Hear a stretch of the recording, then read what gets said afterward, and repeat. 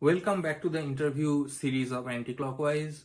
I'm honored to have today Dr. Asif Iqbal, who has recently joined BRAC University in Dhaka, Bangladesh, as Associate Professor in English and Humanities, following his stint as a Mellon Postdoctoral Fellow and Visiting Assistant Professor at Oberlin College in the US. Asif is a scholar of postcolonial world literature, a translator, and a bilingual essayist who brings together Anglophone and Vernacular literatures in his book Bangladesh in Anglophone and Vernacular Literature, tracing the cultural imaginings of a postcolonial nation. His timely work initiates conversations across the narrow and polarized cultural and political imaginaries of South Asia today. So, without further ado, let's hear from Asif about his work. Thank you so much, Asif, for doing this. I'm so grateful to have you. So, the first question I will ask you is that the thing that immediately kind of struck me in your book is what you call the cultural imaginaries as a method. So, could you just talk about a little bit about what do you mean by cultural imaginaries and how this method differ from a socio-historical model which dominates, in South Asian studies and study of Bangladesh and so on, and how we can have fresh perspectives if we deploy this notion of the cultural imaginaries as a method. Thank you for the question. So a socio-historical model, in my opinion, allows us to look at a text context and its immediate imbrication in the cultural and socio-political circumstances within which it was received. Cultural imaginaries, as a method, on the other hand, allows us to have one text to be in conversation with another, and the process allows us to see the cultural negotiations, class struggle, and identity politics as they are experienced by the characters in novels and films. In this process of textual encounter, we can understand, or we can better negotiate with the culture wars, political movements, as well as the fractured societal landscape, for which we can also blame the nationalisms in our Indian subcontinent. Now, in terms of the South Asian nationalisms, as your question suggests, they kind of also encourage bifurcation, whether it be cultural, political, or social. My understanding in terms of this project and the method is that there is always resistance to nationalisms. So nationalism is not an end in itself, but there is resistance in the Foucauldian sense of the term. There is opposition. So when cultural imaginaries oppose nationalisms, it is also opposing the logic of partition, and the mantle of which is now being carried by the forces of the Hindutva and the various Islamic fundamentalisms in the Indian subcontinent. So Iqbal Ahmed wrote a satirical piece entitled South Asia We Meet Again in 1993. I take encouragement from Iqbal Ahmed's piece as I explore the various nationalisms, but also the resistances that are put up against these nationalisms. For me, cultural imaginaries also allows the East Pakistan entity to come to life, which is important because for a long time in our national discourse, we did not have a very robust conversation with regards to the cultural and social and political impact of the entity. And what does that did is that in the post-July revolution time, we can see that the Islamic fundamentalists have tried to take up that space and have allowed for a discourse to kind of emerge that the Muslim Ummah or community has failed to preserve Pakistan's unity. So cultural imaginaries is again resisting to such tendencies. Finally, cultural imaginaries as a method is allowing people who have been abandoned by partition to come to life. So, for example, in chapter 2 of the book, I engage with Dilruba Z. Ara's Anglophone novel Blame, where there is the character Shanto, who is of Hindu background, but Shanto, in the process of negotiating with the political events in East Pakistan, becomes not only politically conscious, but also kind of reinscribes his identity vis-a-vis partition and the creation of Bangladesh. Similarly, the novels that I have engaged with allows us to identify women's empowerment and their political and sexual emancipation. The examples that I can cite are again from Ara's novel, the character Leila, but also in the trilogy by Shaukat Ali Dakhinanuddin, where we have Rakhi, who is a major character. She undergoes major development in the course of the novel that is also kind of reflecting the transition from East Pakistan to Bangladesh. Thank you for that. So I can already see there are multiple repressed histories that are coming out through your method, and it's kind of creating a more of a dialogic space beyond the kind of oppositional discourse or fundamentalist this discourse that are prevalent in different kinds of nationalisms and increasingly different kinds of fascisms that are prevalent in South Asia. So you focus on the importance of understanding and kind of thinking about the complexity of East Pakistan as an entity. So you also note that Bangladesh's national discourse following the 1971 Liberation War has sidelined the 1947 partition. So, and you already mentioned text. I remember your analysis of A Tale of a Tulsi Plant by Sayyida Waliullah, and also you bring in Amitabh Ghosh's The Shadow Lines, which kind of create these mirror words. Tulsi plant, again, the plant is getting reinscribed in a different way by the Muslim inhabitants of a previously Hindu home. So could you talk about how kind of the partition lingers on in the conversation about national identity in South Asia in general and Bangladesh in particular? Sure. So for me, I think the Bangladeshi literary figures have generally ignored partition, and this comes from, there are various reasons behind this, but this primarily comes from their difficulty in a sort of explaining the Bengali Muslim support for Pakistan during the 1947 partition. So, for example, Buri, the central protagonist of Selina Hossain's well-known novel, Hango Nodi Grenade, recalls the euphoria after the birth of Pakistan in 1947 in her remote village in 1971, when her life is in tatters and endangered because the Pakistani army is advancing and they are about to attack her village. And I have argued elsewhere in an article that Selina Hossain's novel rejects the idea of Pakistan. So this discomfort that I talked about with the notion that, or with the reality that Bangladeshis did support the idea of Pakistan and eventually played a key role in the realization of Pakistan, is what creates this problem in terms of negotiating with partition in a robust manner. So therefore, the shadow lines and A Tale of a Tulsi Plant is interesting because they are not only reinscribing partition, but they are engaging with East Pakistan in the process as well. Why I'm saying this? Because in the shadow lines, we can see that the Hindu family, who is an outsider in the novel, is in conversation with the Muslim migrants from India to East Pakistan. And what it does is, in the process, it allows us to see the persecution of the Hindu Bhadralo family, but also the destitution of the Muslim migrants from India to East Pakistan. Similarly, in A Tale of a Tulsi Plant, Sayyid Waliullah makes a powerful statement. So what is this statement? The statement is, Muslim nationalism has failed to erase the Hindu life worlds from what was East Pakistan and now Bangladesh.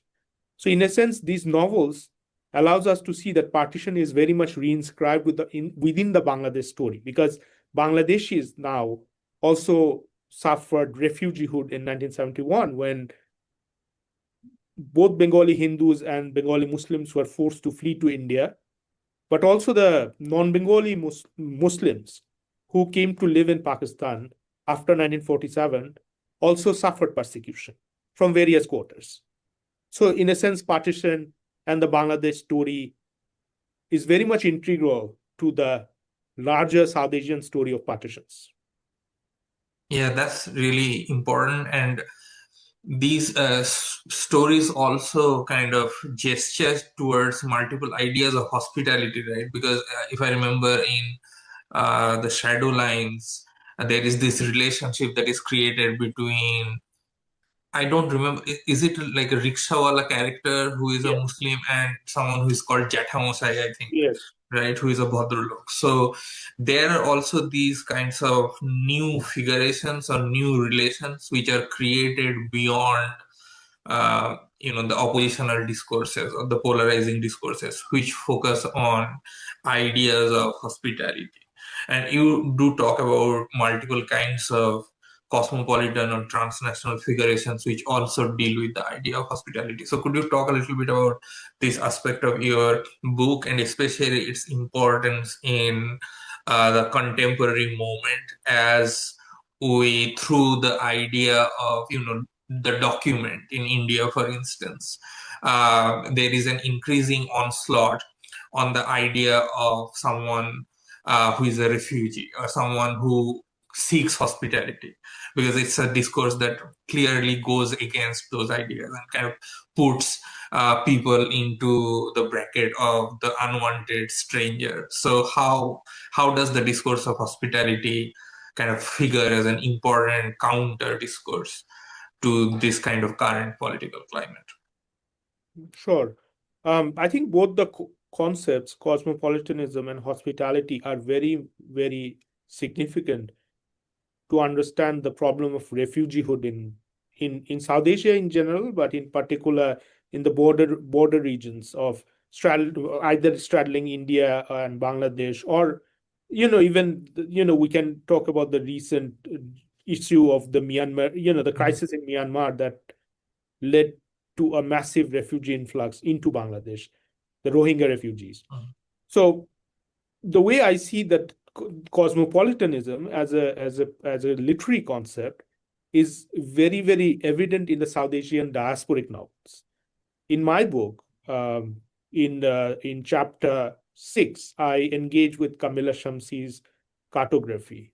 The British Pakistani author allows us to see the Pakistani elite living in Karachi are not remembering what happened in 1971 in East Pakistan, and that significantly contributed to the estrangement of the characters, Karim's mother Mahin, who is a Bengali, and Rahin's father Safar in 1971. So this discomfort is brought back onto the pages of the novel in the form of an investigation perpetuated by the characters Rahin and both the young characters, Rahin and Karim. And I argue that Karim possesses a cosmopolitan outlook, and that's why it allows him to kind of engage with this discomfort in the larger Pakistan society. And also, Karim's cosmopolitan outlook is very similar to the cosmopolitan outlook of the Pakistani narrator's father in the British Bangladeshi novel In the Light of What We Know, authored by Zia Haider Rahman. So as much as these cosmopolitan movements enacted in the South Asian diasporic novels are significant to understand or perhaps to go beyond the partitions, the Derridian notion of hospitality is equally applicable to the question of refugeehood in South Asia. So the Derridian concept is derived from Immanuel Kant, Emmanuel Levinas, the Judeo-Christian jurisprudence, and also the encounter between the Islamic and the Greco-Roman traditions. And what hospitality suggests is that the host by hosting the uninvited guests becomes a part of a sort of a binding contract. And in the process of this contract, the host becomes a hostage to the uninvited guests. This is very much applicable to the Indian support for the Bangladesh cause in 1971, right? Because what happened is that India not only hosted the Bangladeshi refugees, but it also kind of supported the Mukti Bahini or the freedom fighters, the Bangladesh government in exile, as well as the Indira Gandhi government sort of resorted to kind of robust diplomacy in the backdrop of decolonization, the Cold War, and the intensified India-Pakistan hostility due to the geopolitical calculations of that time. So not only that hostility that was prevalent at that time was mitigated by India hosting the refugees, but it allows us to see that the concept itself has a lot of political sort of valence, but it also creates a newer understanding of the problem of the fleeing refugees in the South Asian context. I cannot help but asking in this really insightful discussion of how refugeehood or kind of the presence of refugee is so integral to the formation of South Asian nations. Because a lot of you know refugees, for instance, we think about how the Urdu language got formulated in Pakistan. It's primarily the language of the Muhajirs, so to speak. So, to what extent this distinction between the home nation and the diaspora hold in the South Asian context, given how much the refugee is integral to these nations, although it's actively disavowed by the national discourse when it creates this idea of this kind of blood bond with the land, who is true, children of the soil and so on, and how kind of religion is also marked, because in the current Hindutva discourse, we see this conflation of uh, kind of Hindu identity and someone being the children of the land, which we can kind of draw back to 19th century discourses of Bankim Chandra and Bhudem Mukhopadhyay, who sort of make the Hindus the real sons of the nation, while the Muslims are kind of stepsons, etc. So that's there in Bhudem. So, like, how do kind of how does your work, which kind of focuses so much on hospitality and the idea of the refugee, also challenges these kinds of homogenizing discourses of nationhood and diaspora? Yeah, thank you for the question. I think it's very much related to the answer that I provided in the last question that you asked. But to be very specific in my response to this question, I can think of Bangladeshi Bengali novels as examples, which we can argue have contributed to the national canon formation in post-1971 Bangladesh. But what I did in the process of engaging with these novels is that I dealt with novels that are clearly resisting such sort of autochthonous move as far as literature is concerned. Let's take the example of Akhtaruzzamani Ilyas's Khwabnama as a first example. So we notice that the Pakistan movement is sort of, it's strengthening in the novel, but the novel is clearly opposed to that project. In a sense, you are creating a homogeneous identity around South Asia's Muslims, but the novel is opposed to that. So what we notice in the process is the complex social dynamic that inform people's identity in East Pakistan, what would become East Pakistan eventually. So the utopia that the elite Muslims and their sort of middlemen are trying to sell to the subaltern classes fail to register. So in a sense, there is always an outsider's identity inscribed within these subaltern classes, whether it be the Hindu characters, we can recall the Hindu middle classes, but also a character like Boikuntho. But Kiramot Ali, for example, is another character who is a singer in the folk tradition who is asked to sing a song for Pakistan, but his song never actualizes because his songs are speaking to the peasant rebellions. So the peasant classes, though they are being sold the idea of Pakistan, the idea of Pakistan never actualizes as far as their lives are concerned. It becomes a project of the elite and the middle classes. And so, in a sense, the destiny of Pakistan that eventually is that of dismemberment is very much inscribed in this novel. And so it speaks of this broader context of minoritization and refugeehood.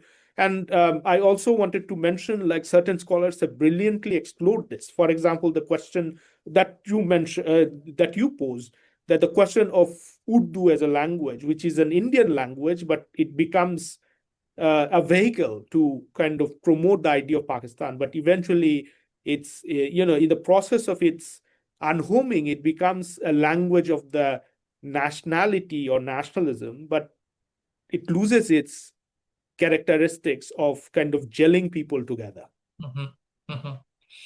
Yeah, thank you for that. So, how has your experience of, talking about these deeply vernacular texts like Khwabnama have been to a largely Western academic audience? And you talk about the idea of untranslatability as well.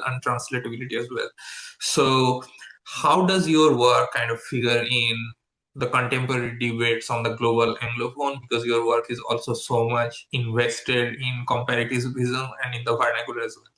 And for instance, for a Western audience to understand songs of a figure like Keramat Ali is very difficult because it's so steeped in the Bengali folk discourse and its own internal, and even to an extent, the ecology of the land, kind of multiple, religious practices which cannot be clearly boxed into specific religions and so on. So, how do you think of the idea of comparison in a project like yours and for understanding, again, nationalisms in South Asia beyond oppositional discourses? Sure. So I would say that the Western models of literary studies are very Eurocentric, and this has been very well articulated by Gayatri Spivak in The Death of a Discipline. So when, as a South Asianist and a scholar who is comfortable working with the vernacular language like Bengali and English, I was already challenged by what was on offer as far as the critical discourses allowed by the global Anglophone framework, um, entertain. So what I did in the process is, because I did not compromise in terms of endorsing the vernacular that is very integral to the Bangladesh story that I'm trying to tell, and trying to kind of remember within the framework of postcolonial literary studies. So the way in which I negotiated with this challenge is to posit Bengali literature as a minor literature, which is in conversation with the Anglophone tradition. But within this context, there is also this issue of Bangladesh's literary tradition, where the Anglophone tradition is very elite, or you can say elite inflected. So I try to engage the vernacular and the Anglophone on an equal basis. And that's where the concept minor literature is problematized. And more so within the broader framework of South Asian literary discourses, where we see a very robust Anglophone tradition from India and the Pakistani Anglophone tradition, which is also very enriching with the rise of authors like Mohsin Hamid, Kamila Shamsi, and others. So in a sense, I was negotiating that South Asian dimension, but also the limits posed on my project by the discourses of global Anglophone. So I will end by saying that the post-colonial literature structure, and which some scholars have also argued, including Ngugi wa Thiong'o, and I can mentioned the concept globalectics, that how the post-colonial model would have been serving a project like mine, more equitably, as opposed to the global Anglophone model, which already favors those who are in the West and who are very conversant in the Western traditions. Yeah, glad that you mentioned globalectics already. So, and you do mention how your work kind of to an extent engages with the framework of the minor literature, but also challenges it. So, could you talk about to what extent your work kind of challenges or intervenes in some major debates in world literature and comparative literature, such as the idea of the national allegories and global ethics, which you already mentioned. I'm thinking because your work is so invested in going beyond a specific homogenized idea of the nation.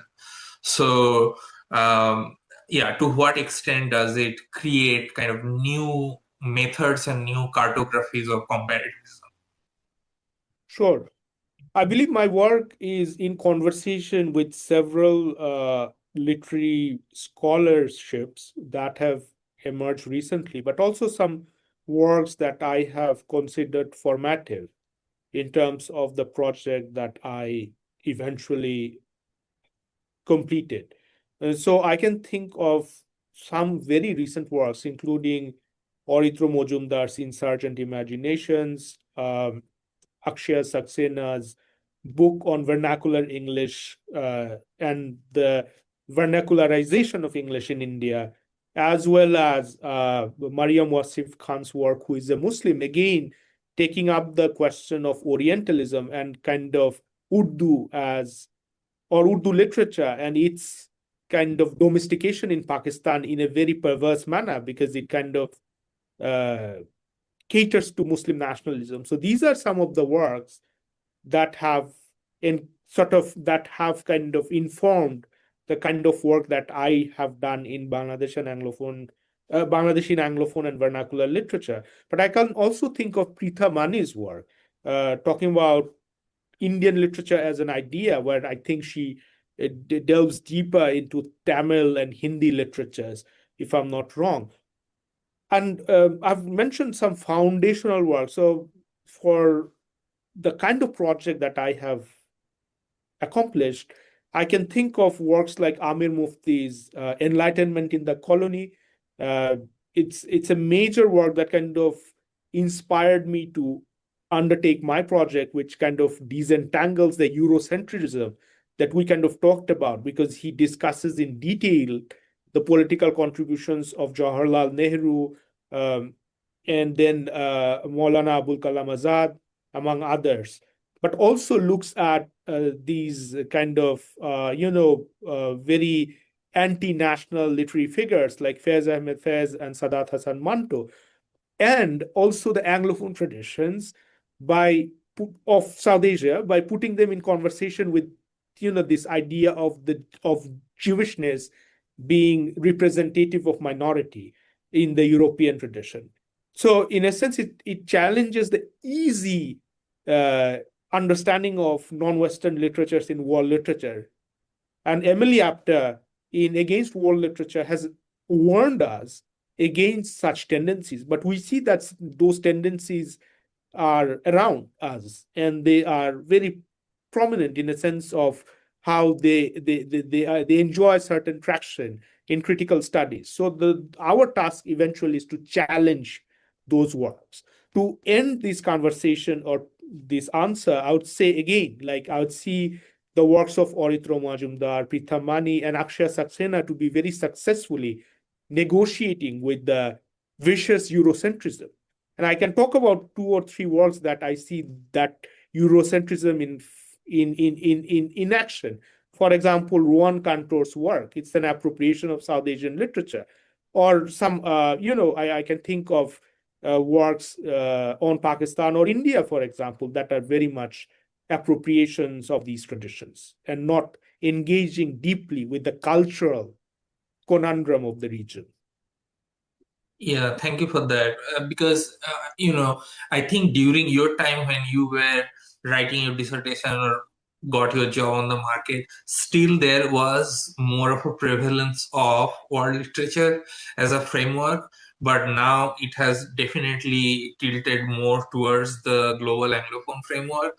And because my work has a lot of Bengali and Hindi texts, and I mean, also to an extent, I'm trying to understand. My work is on malaria, and I'm trying to understand how malaria is imagined by these writers who are writing in Bengali or Hindi, when sometimes even the idea of the disease itself kind of changes. So it becomes very hard to translate that for an Western audience. So, and because it's global Anglophone is again in the ascendancy, and there are some good things. There are some, I think, newer kinds of comparative connections which are coming into view through the global Anglophone framework. But at the same time, we really need to remember about the complexity of non-Anglophone traditions and their importance in the post-colonial worlds. So, could you tell something for the future researchers or people who are currently working with this, negotiating this kind of dilemma of working with the Anglophone and the vernacular? Because also in terms of citational practice, it's easier sometimes to work with the Anglophone text because you can just cite, they some more reliably often have, even if you are working with 19th century texts or late 18th century texts, is often easier to cite and find Anglophone texts on the Internet Archive or on physical archives. But it's much harder to work or even find some of these Bengali texts from early 19th century. So what are the rewards of working with the vernacular? That is a related question that I would like to ask, that you have yourself found through your own work and that you would like to share with future researchers. Okay, thank you for the question. I think in terms of the reward with the vernacular, I guess it goes beyond the literary politics that we see around us in the Western context, where the global Anglophone, and people have written about this in detail as to how this has made possible scholarships that are absolutely disregarding of the cultural nuances that I talked about in my previous answer too. In terms of the reward part, I think it is our political and cultural responsibility to not forget that the vernacular is sort of inscribed in the sort of in the factory of the colonial empire, because within this empire making process the vernacular exists and it has a particular political lineage that is negotiating with what we can say Europe, but also with the various South Asian crises that we have talked about today, including the partition and the 1971 war. So the vernacular remains very alive. In my case, for example, in Bangladesh, there is such a rich body of vernacular literature and scholarship that is addressing the 1971 war. Well, some of them are nationalistic in their scope, but they allow us to see the horror that the Pakistan army inflicted on the Bengalis and the genocide that was committed and that has remained unacknowledged till now. So, in a sense, vernacular has that political possibility that cannot be fully translated in the Eurocentric context within which we are living in America. Also, I wanted to mention that this is the responsibility of young scholars to take up the challenge and address these issues, because we see that politically also in the United States in particular, there is an increasing realization that the people of the global South are treated as garbage. So scholars have to resist, because there is political resistance to such an initiative. No matter what, we will be treated as garbage, politically speaking, if we are not producing scholarships that are challenging these deeply ingrained Eurocentric biases that we see are politically replicated in present day America. Yeah, thank you so much for that. So with that, I will stop recording. Thank you so much, Asif.